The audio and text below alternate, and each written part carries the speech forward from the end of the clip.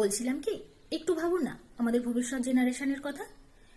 প্রত্যেকের বাড়ি নিশ্চয়ই একটা করে বাচ্চা আছে, আর আজ না থাকলে কাল নিশ্চয়ই হবে। তারা তো আজকাল ফোন ঘাটে, তাই না? তাদের সামনে এই যে ভিডিও দেখতে দেখতে কখনো সখনো এত নোংরা ভিডিও চলে আসে, সেগুলো কি মেনে নেওয়ার মতন? বাচ্চাদের চোখের সামনে এমন নোংরা নোংরা ভিডিও পড়লে তাদের মন মস্তিষ্কের ওপরে কি প্রভাব পড়ছে বলুন তো? যেগুলো আমরাই মেনে নিতে পারি না, আমাদের রীতিমতো দেখলে মুখ থেকে ছি বেরোয়, রীতিমতো কিছু কিছু ভিডিও দেখলে বমি আসে, সেই ভিডিওগুলো বাচ্চারা কি করে মেনে নেবে? তাদের ভবিষ্যৎটা কি হচ্ছে? তারা ভবিষ্যতে কি তৈরি হবে? মানুষ নাকি পশু নাকি জানোয়ার কি তৈরি হবে? কাল যখন আপনার বাড়ির মেয়েটাকে আপনার পাশের বাড়ির ছেলেটা হাত ধরে টেনে নিয়ে গিয়ে কলঙ্কিত করবে, কাকে দোষ দেবেন? ছেলেটাকে?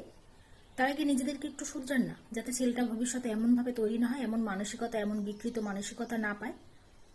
তার জন্য আমাদেরকে নিজেদেরকেই বদলাতে হবে। যারা এই যে নোংরা নোংরা ভিডিও করছে, কি করে তারা এগুলো ছাড়ে? তাদের বাড়ি কি বাচ্চা নেই নাকি? তারা টাকার জন্য সবকিছু করতে পারে? কত নিচে নামাবেন আর নিজেদেরকে?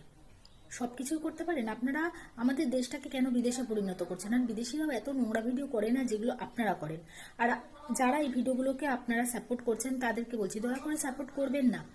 পারলে একটা করে রিপোর্ট মারুন। এমন ভিডিও আমাদের সামনে আসা মানে আমাদের সন্তানদের সামনে আসা, যেগুলো আমাদের জন্য খুব খারাপ, খুব খারাপ, যেগুলো আমরা ভাবতেও পারছি না আমাদের জেনারেশনটা কোন দিকে যাচ্ছে।